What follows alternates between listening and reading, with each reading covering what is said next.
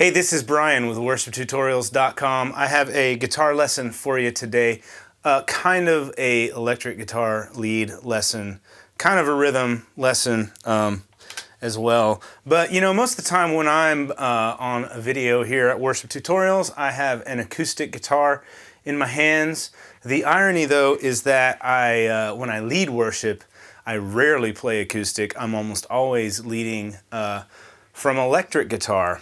And I grew up an acoustic player, and I really haven't played electric that long. So I've had to sort of learn a few tricks. I have a very heavy sort of strumming hand. I play the electric like an acoustic, which is not so good. So I've sort of picked up a few tricks along the way. And this is one I want to teach you today. If you are like me, you are transitioning maybe, or you're kind of new to electric, then this is sort of the first thing you can do as sort of a rhythm player to play something that's not just straight up open chords all the time, and play something that sounds a little more melodic, and it's called octaves. And so first of all, let's talk about what we're using here. This is a new guitar to me. This is my MJT thin line Tele style guitar. MJT, those guys are awesome. I highly recommend it. This thing is a great guitar. It feels great. It sounds great. It plays really well.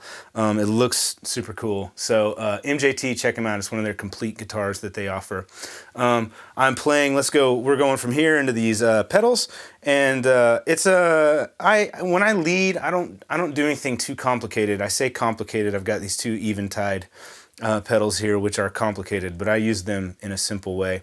So I've just got some compression, some drive, Will Sledge effects. Check him out. That dude's awesome. His pedals are good. And delay and reverb. That's all running into this Agape amps 18-watt tribute head. This thing sounds amazing. Check him out. We have a review of this thing, and it's real good. And that runs into this Mesa cab clone. I'm not running into a cab. I'm recording direct. That's how I play it live too. Sounds really good. And running that straight into my audio interface. So that's what the guitar sounds like. It sounds like this. Sounds nice.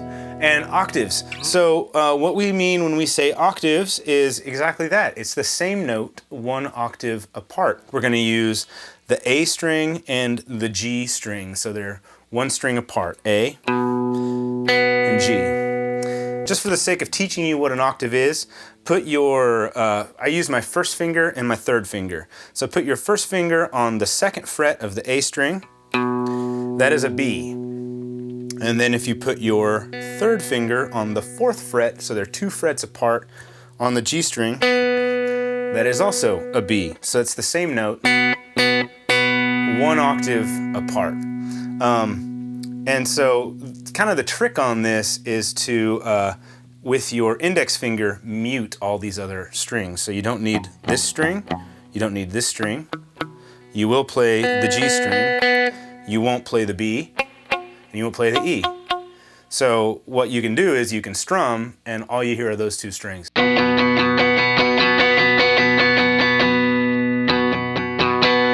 Okay? Now you've got this shape, and really what it derives from is this bar chord. So that would be a bar chord B. And you're just playing these 2 notes from it. So that's a B. And all you got to do is know all of the notes on the first 12 frets on the A string. It's something we've talked about here at Worship Tutorials before. Memorize the notes on the frets on the low E and the A. So you've got open A, B flat, B, C, D flat, D, E flat, E, F, G flat, G, A flat, and you're back to 12 is A. Okay? So you can just move this shape all over the place. So B, you can just go up and down the fretboard. And it helps if you know, you need to know what key you're in and sort of what the scale, like how many steps to go to the next note for it to sound melodic. So you can use this shape and move it around and sort of play rhythmic kind of stuff, and you can almost make like melodies out of it, but it's still sort of a rhythm sounding thing. So I'm just going to give you a really easy example of what I'm talking about. Let's just do D to A to G. Common progression, so D, A, G. Now if you play the octaves, it would be D to A to G. To make it sound interesting, let's do some drive from the Slim Drive, and that's a great pedal, love it. And let's turn on some delay, dotted eighth. So let's tap in our delay, so something like this. 97, sure. So now we're gonna play this progression, D, A, G. With octaves, it's gonna sound a little, here we go.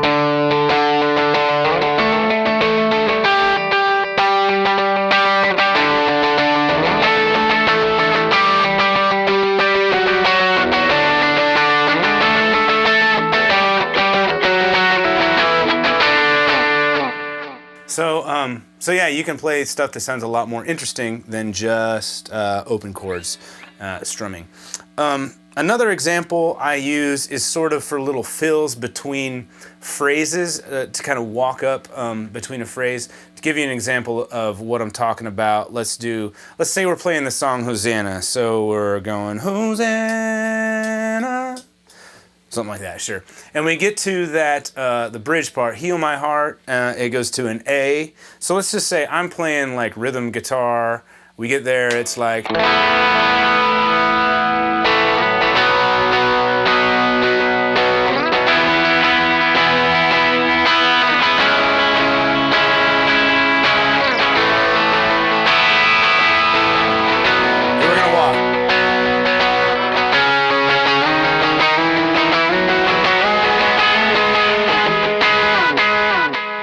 so you can do something like that. It's probably not exactly the delay settings or everything that I would use when I would be playing that, but it just gives you an idea of something you can do. And you can use them, just experiment with them. Octaves are very cool. A good way, a simple way to get into playing something a little more than just open chords strumming, something that sounds melodic but rhythmic all at the same time. It's a great thing to do if you're the only electric guitar player in the band and you're kind of covering rhythm and lead parts kind of all at the same time.